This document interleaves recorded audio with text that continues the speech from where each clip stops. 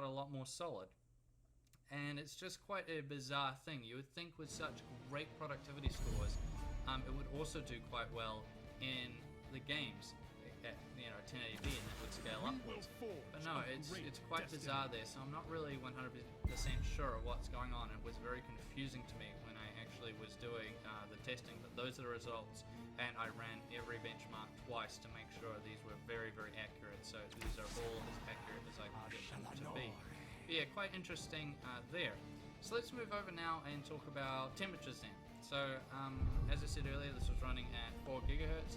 In order to keep it at that overclock, if you can even call it that, I had to run 1.42 volts. That's quite a bit, and I tried 1.41 and it was just not having it, so 1.42 was just had to be there. But even at that voltage, with the deep cool cooler on there, that air cooler, 120mm, it was doing quite well. It was hovering in the IDA 64 stress test after 15 minutes. It would sit sort of high 60s, maybe barely touch 70 degrees, and that's really, really solid. AMD, it's a big win there because obviously they solder down the lid, so that's really, really good. Intel, just please, oh my god, this is one thing you could learn from AMD, so please copy, because the temperatures were actually very, very solid. I do not know what the thermal limit is. I can tell you for sure there was no thermal throttling, but if you guys know what the thermal limit is, please let me know in the comments section down below, because I don't know what it was. But it was, most of the time in the stress test, it was sitting like 67, 68 type thing, and when you're playing games, it would probably sit around, I don't know, 63 or something like that. So yeah, very solid in the temperatures department.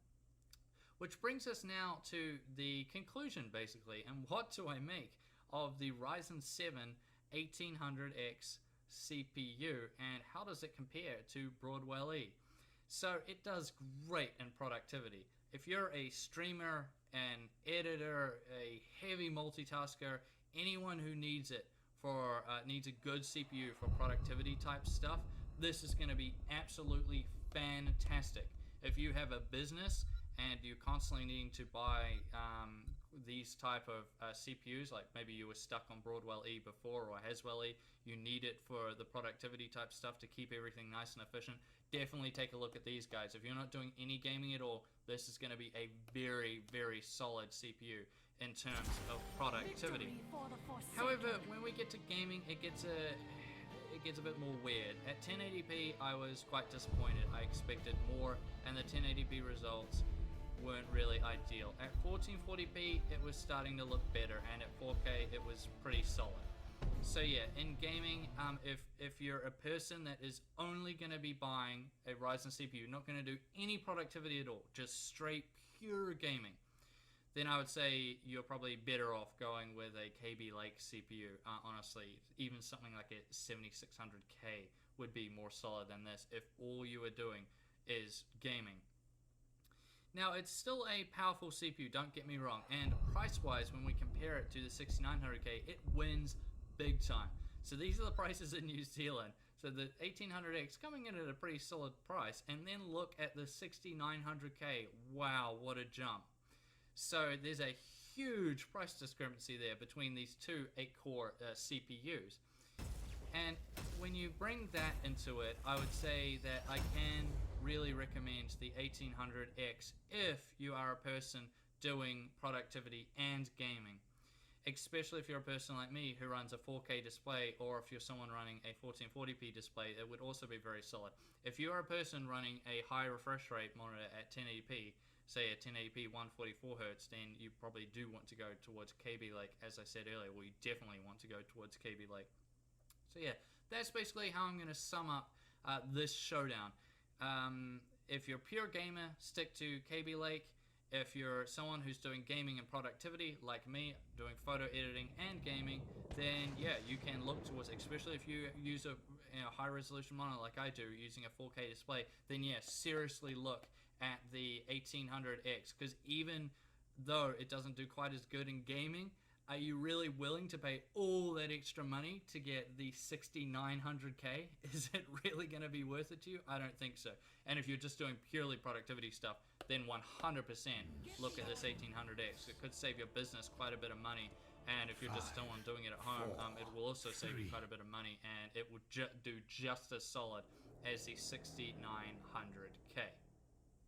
Now, I thank you all for watching this video. Please let me know what you guys think in the comment section down below. I know this is going to be a crazy comment section, I'm sure, with everybody, but try keep it civil, guys, and try keep it factual and base it off what you've seen in this video and other videos from other great tech YouTubers out there. And as always, I'll see you guys tomorrow.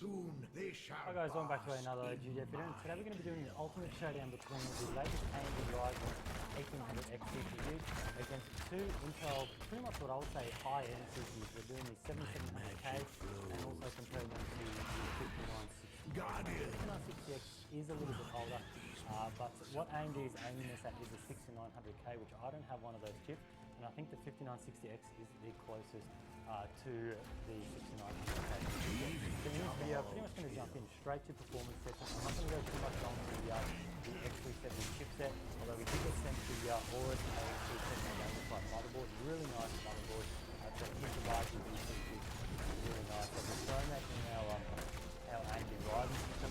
Just behind me, I've looked up three identical systems, so I'll just give you a run through on those systems. So I've got the Ryzen system and then two Intel systems, one based on X99 and one based on K-Block. I wanted to do this to give you a rough idea on where Ryzen sits in the chain. It's been a while since AMD has been, or even been able to compare AMD CPU against an X99 system, even a Z170, even a Z107, even K-Block. I would never imagine I would be able to test an AMD chip in such high ranking CPUs like the Intel one.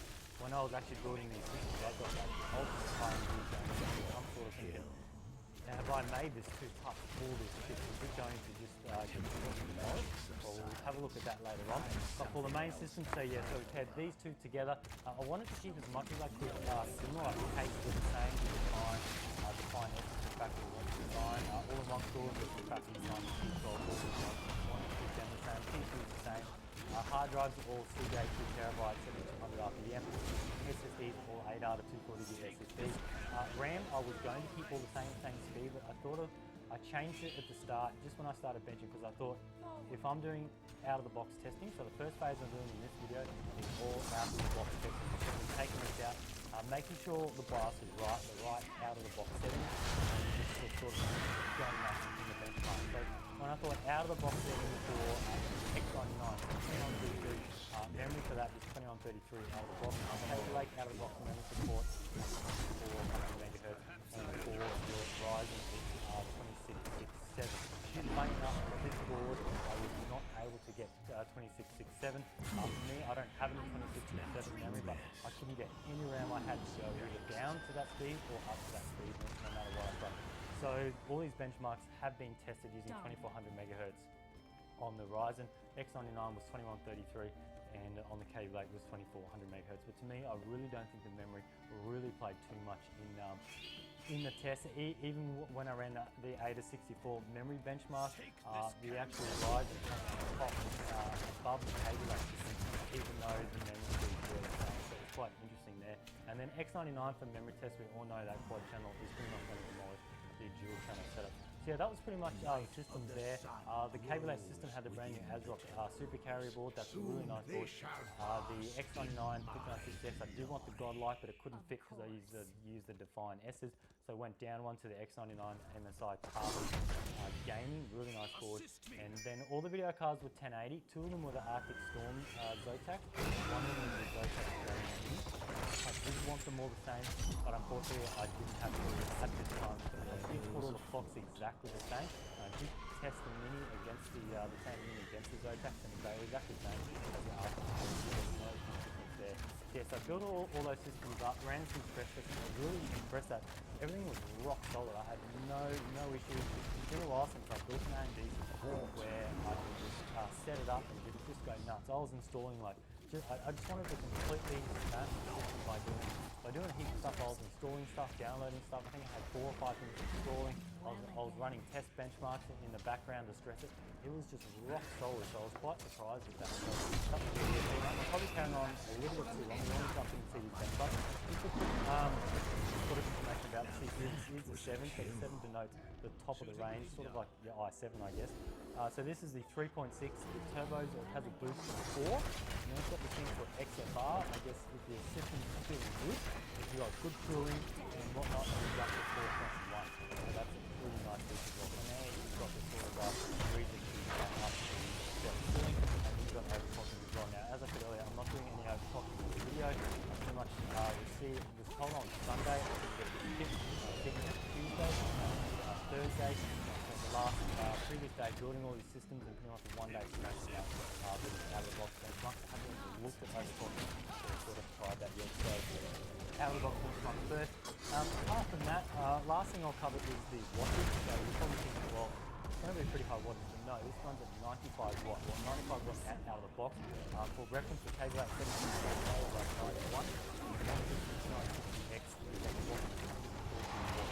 So that's pretty insane for the CPU to come out. And of course, 8 cores and 16 threads. Pretty much exactly the same as the 5960X, whereas the 7700K cable is 4 threads. Anyway, we'll jump in, and what I'm going to do is I'm just going to overlay the benchmarks results over the screen, and I'm going to run through each one rather than just playing them along through the video. I would just want to sort of describe and how I thought the results were. Alrighty guys, so we've got all our benchmarks here. I'm going to go through each graph at a time just to show you how I perform the test and the results. Now, all the data you see here and from all these sort of tables here is all imported, gathered here from all the tests I ran. Each one 4 times and got the average of each benchmark run. Now, we'll just run through each of the ones. First off, I started with Cinebench. I couldn't test the CPU without going through Cinebench. Everyone's been wanting to know how this performs, how it goes up to a few Intel CPUs. So first of all, I did all threads. I did 1 thread. It was interesting because we have seen use that 7700K is really good at single threaded, and that's where it might sort of shine above the rest. And also we did 8 threads. So having a look at 4 threads, you can see the 1800X just absolutely demolishes the other 2 chips. Like this is about nearly 300 different against the 5960X, and then even more against the 7700K. In a test like this, we always use the 7700K. This is going to be able to compete against like the high quality chip. C16, 1600X. I was not expecting that. Like I've actually been expected the 5960X to go in my rendering machine, and to see it just get beaten by a chip like this. Bear in mind this 1800X is on sale at $699. So that's, to me, looking so far at these results, is looking pretty good. Moving on to 1 thread, I wanted to see how the 1800X would go in 1 thread, because I always knew that 7700K would probably be best. That's sort of what it's known for. It's meant to be sort of lower sort of thread count or core count, but it's forced to be really good for thread count. And this sort of shows that in this test, with the 197 for 1 thread, the 1800X is 157, and the 5960X is 154. So I say the reason why the 5960X is down is it is a little bit slower than the other 2 when it's at max speed. Moving on to 8 threads, I wanted to see how the 1800X went in terms of 8 threads, which makes it the same as the 7700K running standard all 4 and 8. I'm not sure with that as well. So that's pretty sort of an interesting test there. And then that's going to go to the 8 threads. So pretty much on all of these 1800X, it's a really good result.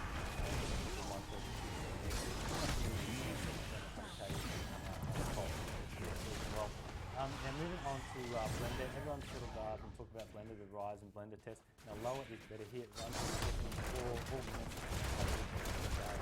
Move hours all in seconds because we have some pretty decent hardware. And once again, you can see 1800X, 24, pretty much 24 seconds to run that. That was super fast. 5960X was 27.3. Still not bad, and then the 7700K was 34. I was actually surprised at the gap between the 5960X and the 7700K. It wasn't too bad for that, so quite interesting. I was going for the 1800X, it's insane. I wasn't expecting to see that much better than the 5960X. Now looking at Handbrake, this one's a little bit tricky because there's no real benchmark in Handbrake. It's just a rendering and coding program. So I actually found on legit reviews or somewhere that you can download this Big Buck Bunny test. It's just a standard MP4 file, and you output it to the high H.264 1080p at 30 frames. I just rendered that 4 times, 4 separate times, and just got the average. Now it doesn't in frames per second. It does do how long it took, but I just grabbed the frames per second. So I actually got the 1800X, 78 for that, 69 for the 5960X, and then 51 for the 7700K. So once again, we can start to see a pattern sort of come out with the 1800X, especially with workstations, workload, not just for tasks. It's really sort of coming out on top, and I never would have thought 5960X would be overtaken by an AMD taking a look at memory bounce, I didn't have too much coming into it. I thought I couldn't get the rising memory at the right speed I wanted to at the default. But pretty much here, 5960X, we could probably disregard it because it is what it was going to be on top. Okay, so we'll just take a look at the 1800 and the 7700K. You can even see that 1800X is still slightly topping the 7700K. I did get both I couldn't get the 1800 CPU running at the default 2667, so you can just see marginally better there, and this is in megabytes a second. Higher is better once again. And moving on to some gaming benchmarks. I really wanted to spend some more time with the gaming stuff, but I just didn't have time, so I just had to run a lot of free sort of tests like stick go, and then I can drag around the results. I really wanted to test out a good one, but I just didn't have the time. So Unigine Heaven 4.0, once again ultra quality 1440p, and once again the 1800X still holding up, actually overtaking the 5960X. This is where the 7700K is really going to start to shine, especially with all the gaming benchmarks. They're going to use less cores, they're going to start using just raw horsepower. So you see the 7700K comes out on top, 2844, 2822 for the 1800X, and the 5960X. Pretty much nothing in it. If we look at the minimum frames between 34, 25, 32, and the max we've got 240, 230, 236. So very, very similar results there. So not too much difference there. Now, of course, I couldn't. My will is my own.